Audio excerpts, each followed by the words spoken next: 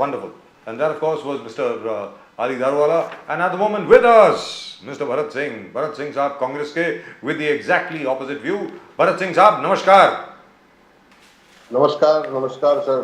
नमस्कार नमस्कार सर. कैसे हैं? जय हिंद, जय महाराष्ट्र, जय भवानी, जय शिवाजी. कैसे हैं सर? जय महाराष्ट्र, जय भवानी, जय शिवाजी. आपकी सर बिल्कुल हमारे साथ में ही होने वाली है. यहीं पे हयात में ही आपकी कॉन्फ्रेंस होने वाली है सर. बिल्कुल साथ में ही है बीकेसी के. जबरदस्त. जी हयात 30 और आप सभी लोगों का मैं स्वागत करता हूँ. आप सभी लोग रहिए 2 दिन. बिल्कुल रहेंगे सर. खातिरदारी में मैं ही रहने वाला हूँ शायद. सर खातिरदारी तो हम करेंगे आपकी. हमारा ऑफिस है यहाँ पे. आपको अगर किसी चीज की जरूरत हो तो आप आ जाइए यहाँ पे. जब भी रेस्ट करना हो, कुछ करना हो, फटाफट आ जाइए.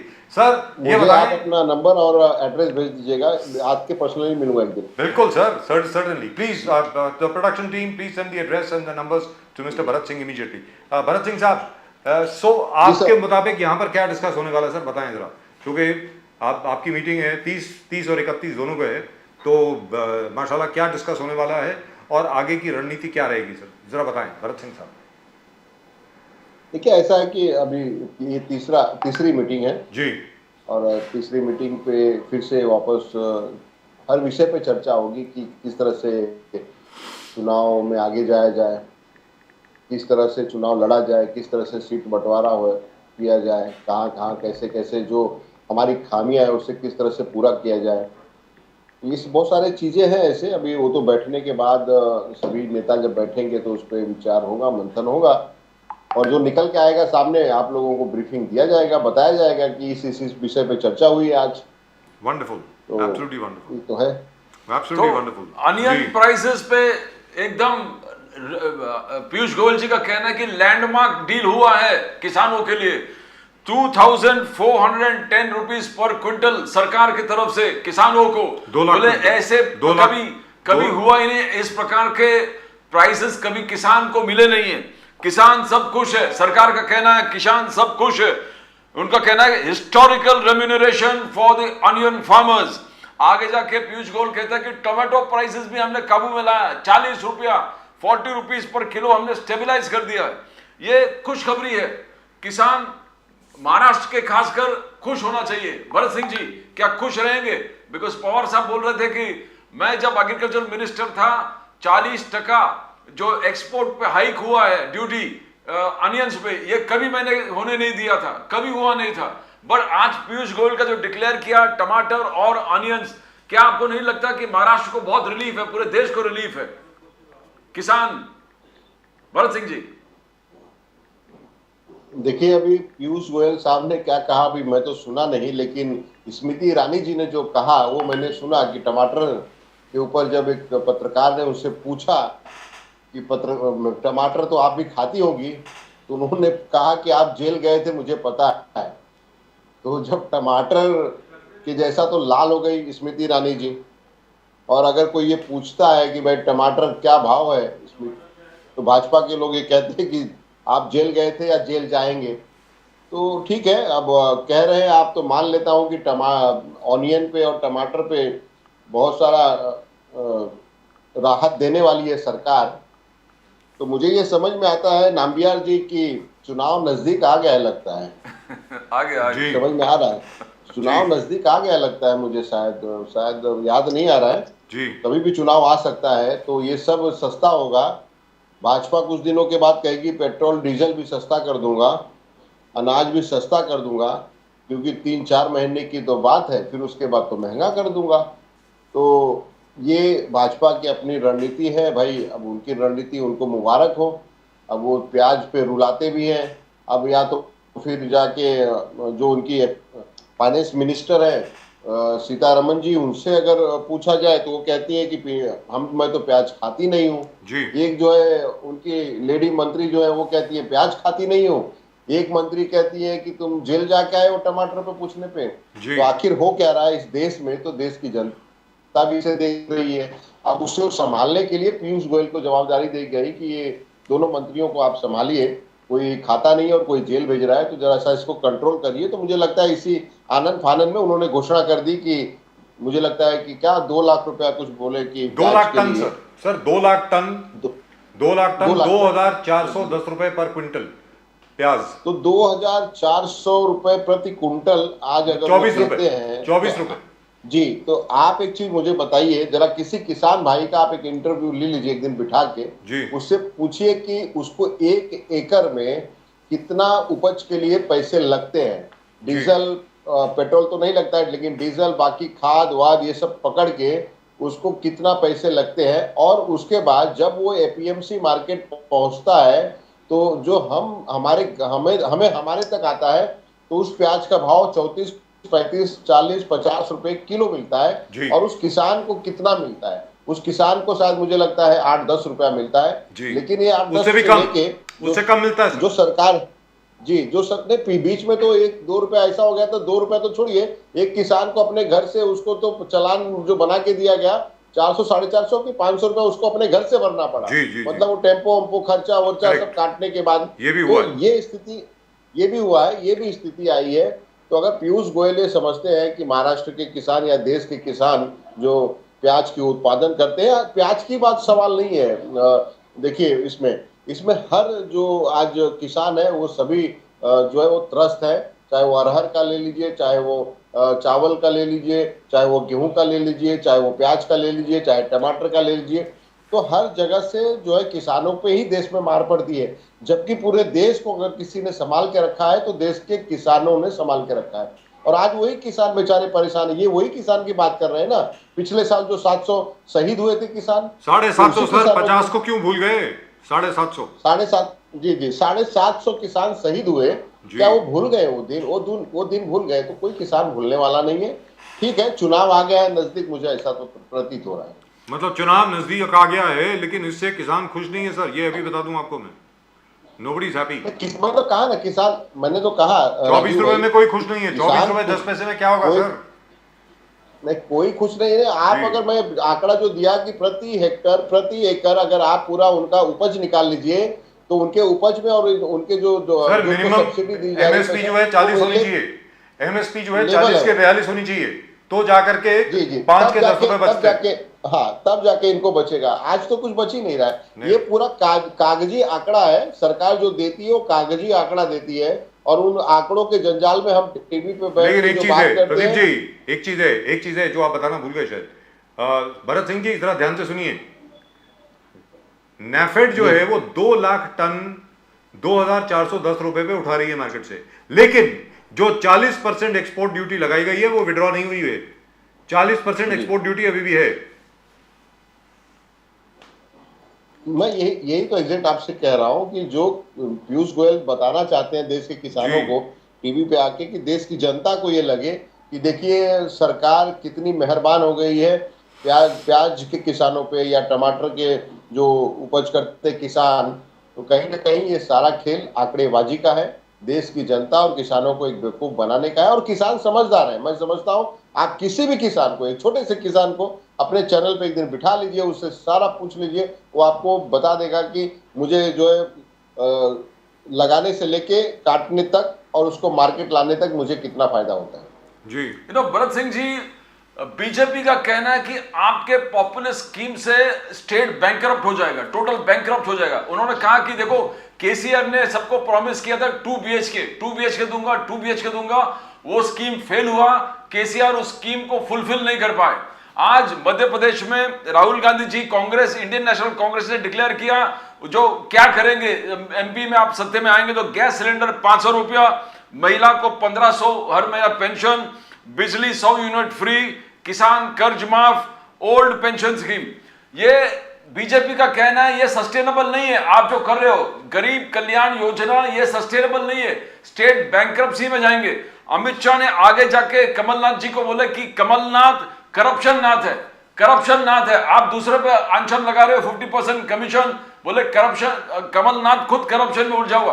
तो भरत सिंह जी, ये क्या ये फीजिबल होगा? बीजेपी जैसे आलोचना कर रहे हैं, ये आप डिक्लेयर कर रहे हो कि हम ये फ्री देंगे, ये वो फ्री देंगे, क्या ये होगा? ये होगा भरत सिंह जी?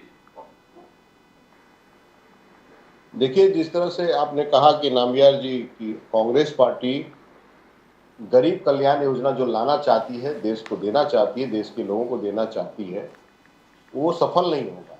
उससे देश जो है वो डूब जाएगा, बर्बाद हो जाएगा। तो वो सही कह रहे हैं। वो उन्होंने क्या किया है, भाजपा के लोगों ने या देश के प्रधानमंत्री ने, उन्होंने गरीब योजना खत्म करना चाहा। गरीब योजना की जगह पे अमीर योजना लाया जाए, क्योंकि जो गरीबों को दिया जाता है वो गरीबों से छीन के वो अमीरों को दिया जाए। तो वो जो लाना चाहते हैं और उसी को हम लोग रोकना चाहते हैं। जो अमीरों को खिस्से में पैसा जा रहा है वो कहीं ना कहीं हम गरीब को देना चाहते हैं।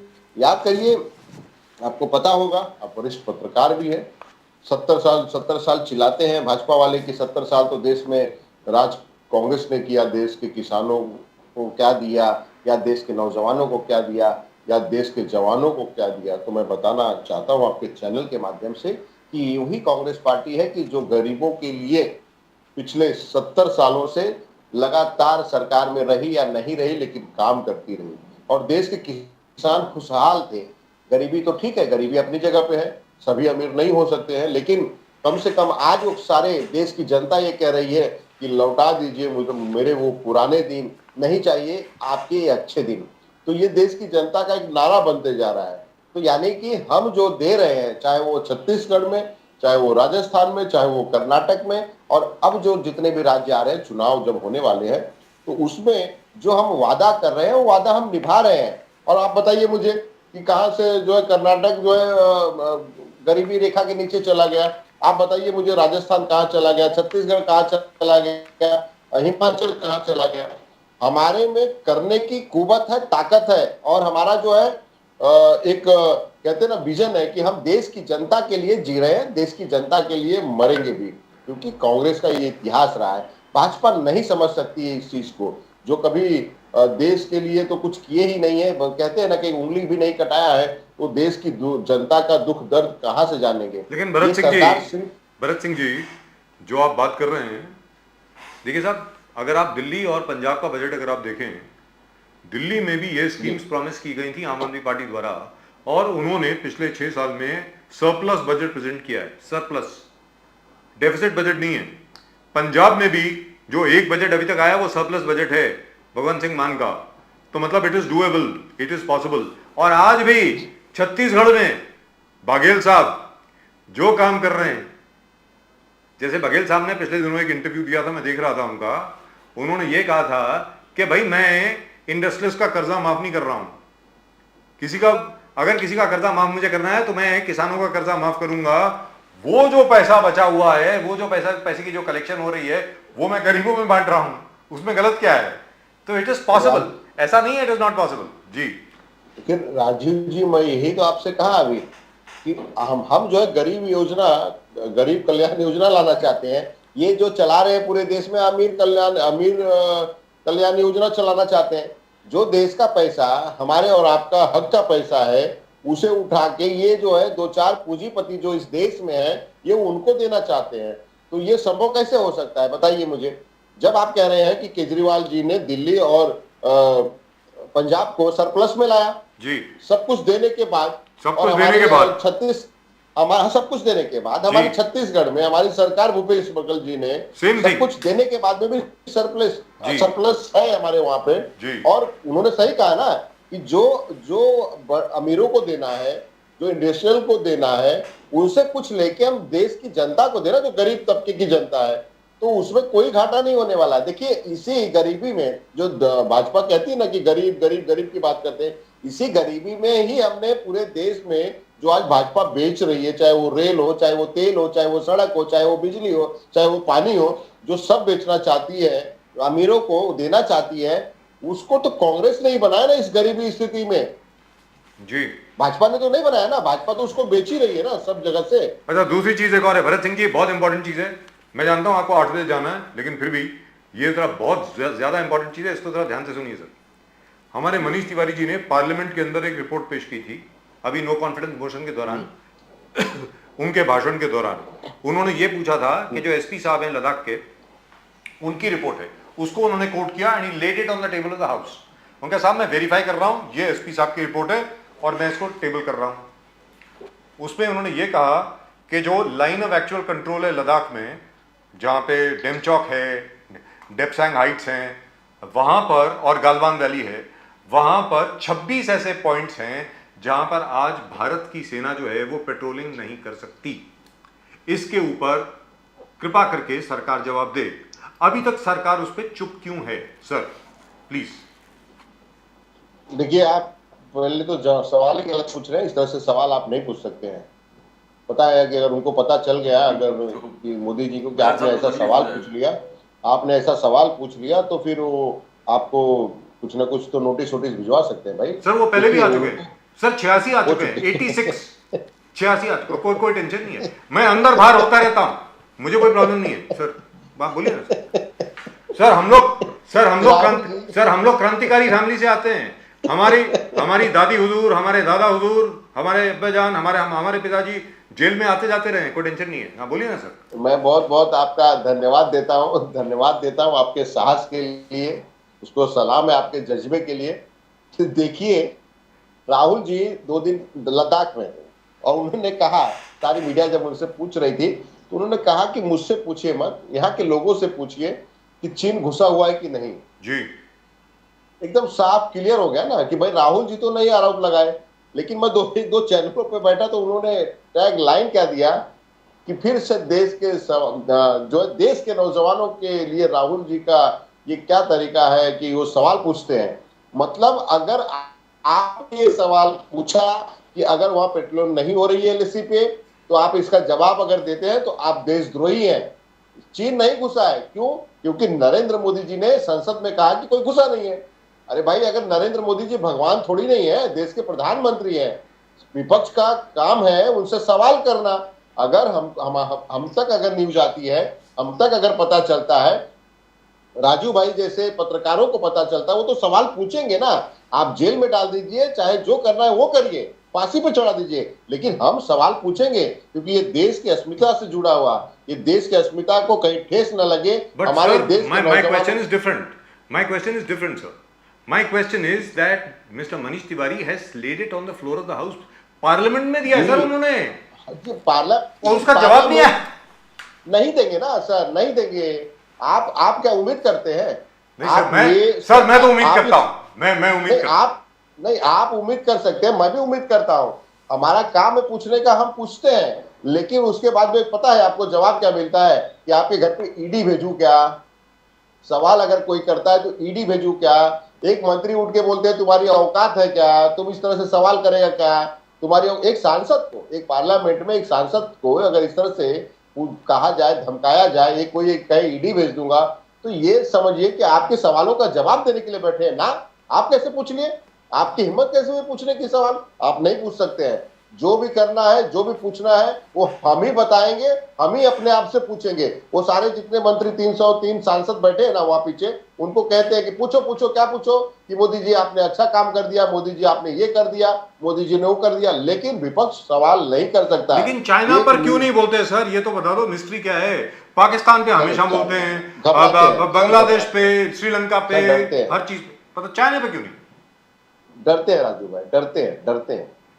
मगर ये चीज बोलते हैं भरत सिंह जी, कल अमित शाह जी थे उत्तर प्रदेश में, बोले 550 साल के बाद राम जन्मभूमि में मंदिर बनाना ये सिर्फ मोदी जी कर सकते थे। मोदी जी ने किया है और मोदी के सिवाय कोई नहीं किया है। 550 इयर्स उनका अमित शाह जी का कहना था। कल्याण सिंह जी का सम्मान में कोई कार्यक्रम चल रहा था, कैलकुलेशन थोड़ी गलत होगी। हाँ, तो और आगे कहा 370, बोले कि इंडिपेंडेंस से लेके अब तक किसने, सब कांग्रेस का ये कहना था कि हो नहीं सकता, ये नहीं होगा, वो नहीं होगा, किसने करके दिखा? आज कश्मीर को इंटीग्रेट करके देश के साथ इंटीग्रेट किया, राम जन्मभूमि और कश्मीर, आर्टिकल 370 35A। आज 12 बजे भी अमित शाह जी और अभी शीला रशीद जैसे लोग जो हमेशा मोदी जी को आलोचना करते थे, शीला रशीद वगैरह वगैरह, तो उन्होंने कहा कि श्रीनगर में आप इतना चेंज हो गया है, टूरिज्म फुटफॉल्स बढ़ गया है, रात को 12 बजे आप जाके पिक्चर देख सकते हैं, ये वातावरण आलम बदला है। भरत सिंह जी कैसे देखते हो? ये फ्लैगशिप है बीजेपी का राम मंदिर, आर्टिकल 370। दो चीज है आपसे बताना चाहूंगा। पहले तो मैं देश के गृह मंत्री साहब से अनुरोध करूंगा कि अगर इतनी ही वहां पे आजादी आ गई है जम्मू कश्मीर में, सब लोग एकदम आजादी से घूम रहे हैं, तो आप है ना बिना सिक्योरिटी के एक दिन घूम के दिखा दीजिए जम्मू कश्मीर में। अमित शाह जी, आप तो गृह मंत्री हैं, बहुत पावरफुल हैं, पूरा देश आपसे कांपता है। तो एक जब देखिए, अगर मान लीजिए, देखिए राजू जी, आप अगर ना बांद्रा में जहाँ आपका चैनल है उतर के ना आप अगर पारला तक चल के आएंगे तो भी आपको कुछ होने वाला नहीं है, इतनी मैं गारंटी दे रहा हूँ। तो देश के गृह मंत्री जी एक बार खाली बिना सिक्योरिटी के, भाई जब आ गई है वहां पे, इतना राम राज्य आ गया है, तो घूम के दिखा दीजिए कि आपको आपके सवालों का जवाब मिल जाएगा नामबियार जी। दूसरा, उन्होंने कहा कि देश के प्रधानमंत्री की वजह से या भाजपा की वजह से राम मंदिर जो है बन रहा है, नहीं तो ये बनता नहीं। तो मुझे आपके चैनल के माध्यम से देशवासियों को ये बताना पड़ेगा कि शायद पहली बार अगर राम लला के ताले खोले गए थे तो हमारी सरकार थी और हमारे ही प्रधानमंत्री और देश के प्रधानमंत्री श्री राजीव गांधी जी थे जिन्होंने ताला भी खुलवाया था और पूजा भी करवाया था। एक और दूसरी, अगर आपने बनाया है ना, मंदिर बना रहे ना आप अपने दम पे, तो चलिए कोर्ट में कहिए कि ये कोर्ट ने नहीं, ये हमने चाहा तब मंदिर बनाए, ये कोर्ट का कोई इसमें हाथ नहीं है, न कोर्ट ने कोई आदेश दिया था, ये हम अपने दम पे कर रहे हैं, तो मैं मान जाऊंगा।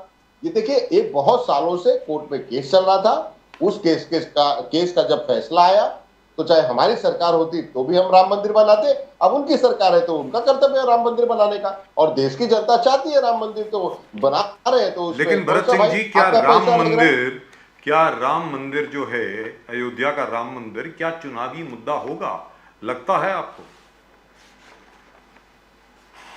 देखिए, मुझे ऐसा प्रतीत नहीं होता है कि राम मंदिर जो है वो देश के चुनाव को बदल सकता है, क्योंकि देखिए सभी अब जानते हैं, मुझे लगता है कि कहीं ना कहीं हर चीज पे, आस्था पे, पूजा पे, अगर उस पे भी अगर कोई चीज भारी है तो वो शायद मुझे लगता है पेट भारी होता है। मुझे लगता है कि अगर देश की जनता का पेट अगर भरा नहीं है, देश की जनता भूखी है और देश की जनता महंगाई से त्रस्त है, तो मुझे लगता नहीं है कि वो जो है वो आस्था की बात करेगा या पूजा की बात करेगा, क्योंकि पेट पूजा, कहावत है कि पहले पेट पूजा फिर काम दूजा।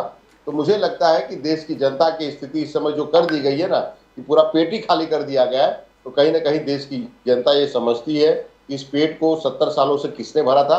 फिर से चलिए हम लोग वहीं चलते हैं। मैं फिर कहूंगा कि हमें लौटा दीजिए हमारे वो पुराने ही दिन, नहीं चाहिए आपके अच्छे दिन। अगर यही अच्छे दिन था तो वो पुराने दिन क्या बुरे थे। भरत सिंह जी, ये इंडियन नेशनल कांग्रेस का जो फॉर्मूला है कि 62% एंटी मोदी वोट, वो हम लोग पोलराइज करके इस इलेक्शन 2024 को जीत सकते हैं, दैट इज एक अच्छा फॉर्मूला है, फंटास्टिक फॉर्मूला है।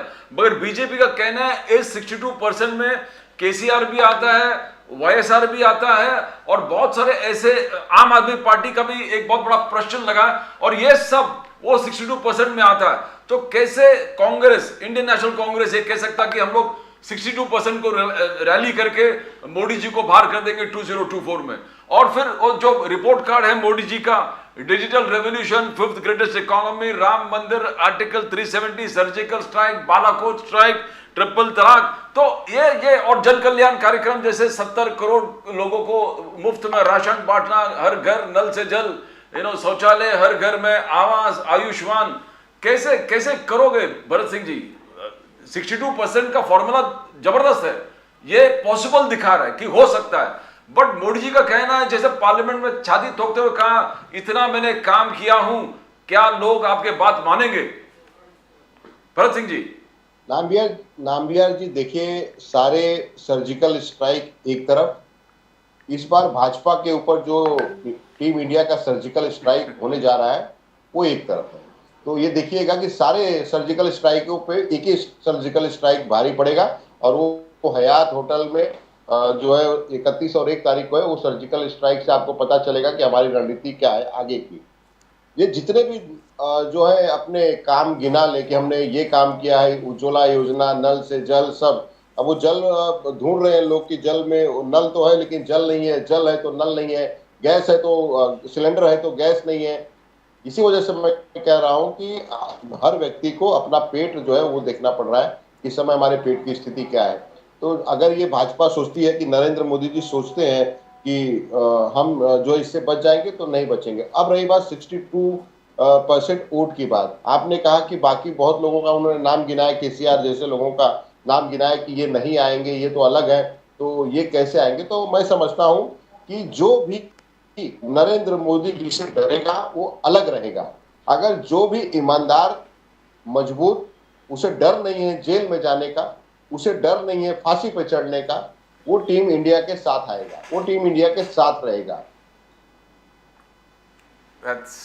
Bharat Singh ji, that's a wonderful analysis and a very good conclusion. Thank you, sir. And lovely summary. बहुत बहुत शुक्रिया आपका हमारे साथ जुड़ने के लिए and all Thank the you. very best to you. Thank you. And Amen. hope to see you sir on the 31st or the 1st. Hopefully. Bharat Singh ji, नमस्कार. मिलते सर, नमस्कार, नमस्कार. वंदे मातरम. Thank you. वंदे मातरम, वंदे मातरम।